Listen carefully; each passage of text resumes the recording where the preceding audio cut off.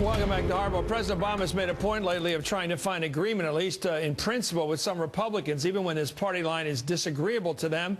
Back in January, the president singled out Wisconsin Congressman Paul Ryan at the Republicans' retreat up in Baltimore. Let's listen to what the president said then.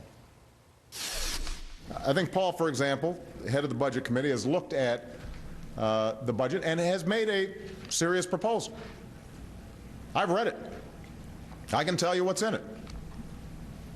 And there's some ideas in there that I would agree with, but there's some ideas that we should have a healthy debate about because I don't agree with. Well, last week, Congressman Ryan agreed to disagree at that Blair House health care meeting with the president. Let's listen to the congressman this time. When you take a look at this, it's really deeper than the deficits or the budget gimmicks or the actuarial analysis. There really is a difference between us. And we've been talking about how much we agree on different issues, but there really is a difference between us. And it's basically this. We don't think the government should be in control of all of this. Well, is Congressman Ryan right? Is that the most important difference of all? Paul Ryan joins us now. He's the top Republican. He's ranking member, not chairman of the committee, as the president designated him a moment ago on the Budget Committee. Thank you so much. I worked on the Budget Committee for a long time on the Senate. I know the problems. I went looking at the numbers yesterday.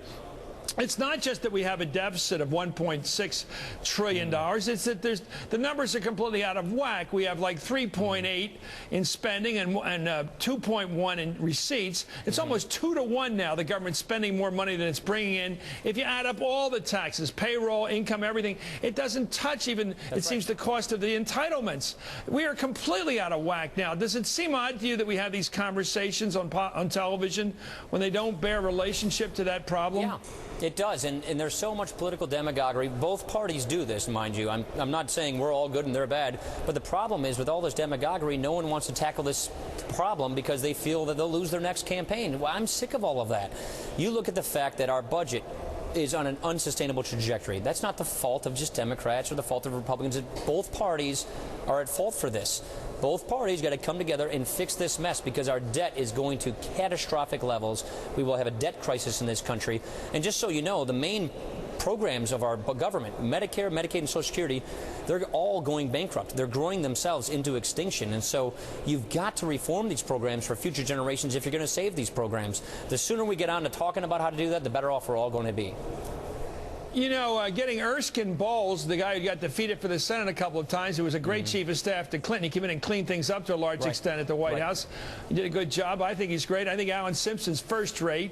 They're both very courageous guys, but they don't have to face. They're the head of this new deficit commission. The president's designated them, but they don't have any constituency at home to worry about. They can come up and draw out all kinds of numbers for higher taxes, later retirement. Oh, they can do all kinds of wonderful things. They can have personal accounts. They can have everything that you might like, but they don't have to face the voters. The people you work with do. Is there any way you could ever, as long as you serve in Congress, get somebody to reduce the benefits of Social Security, change the formula, change the retirement age, pay for it?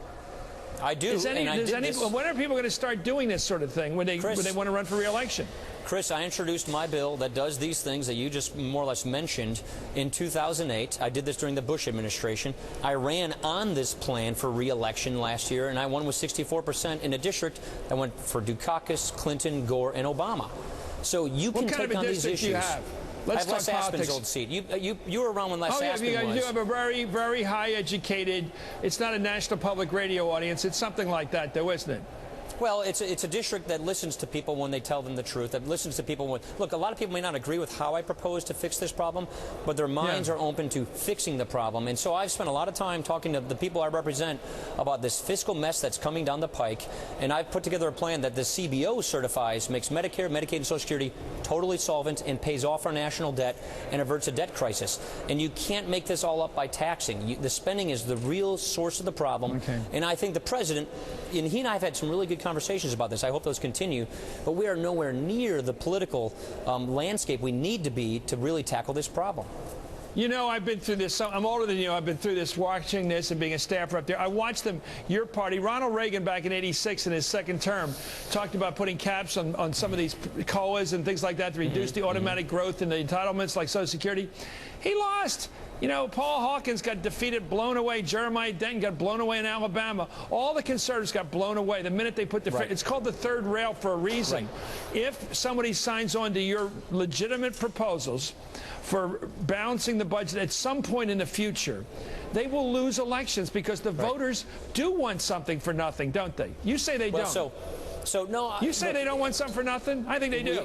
We have had this problem. If it was not what you said, then we would have fixed this already by now. So what I propose, and if we act soon, you can say to anybody who's in and near retirement, if you're 55 or over, we're not going to change your benefits. If you're under the age of 55, these programs are going bankrupt anyway. They're not going to be there for you as they're designed today. So let's reform them, make them more sustainable so they work. And so what I basically said is we want to have a sturdy and sustainable safety net in America for people with low income, for people who are sick. Let's have that. But then let's have a system on top of it that's sustainable for future generations. If you act now, you can make sure that people in and near retirement, above 55, have no huge disruptions in their lives. And so that's my point. Do it now. You won't hurt people in retirement, and you'll save these programs, make them more sustainable for future generations. If you keep delaying entitlement reform, then all bets are off, and people are going to have severe disruptions in their lives. Let me put a liberal hat on for a minute. It seems to me that we are trying to match with President Obama the social democracy of Europe. And I think that's a good idea myself. But the problem is, on top of our costs for Social Security, Medicare, Medicaid, and any future costs, if there are any to balance out or add to our costs for this new health care program, we have the biggest military expenditure in the world. The Swedes don't have to pay for that. The Germans don't have to pay for it. They don't even like blue helmets over there. The Brits don't really have to. The French don't have to. Everybody in the world we trying to compete with in terms of social programming and safety netting, they don't have the world-class military we have. Every time you watch Meet the Press, where they shows they got the latest, helicopters, the latest fighter planes. We got all that stuff we're paying for. How can we have all of that military cost and have a self-sustaining social welfare program in this country? How can we do it without driving people crazy with higher taxes? Right. Well, that's another point. But defense spending is at its smallest amount as a percentage of GDP as it's been in years. So here's the problem with your social democracy tact, which, I'll just agree with you on whether it's a good thing to have or not.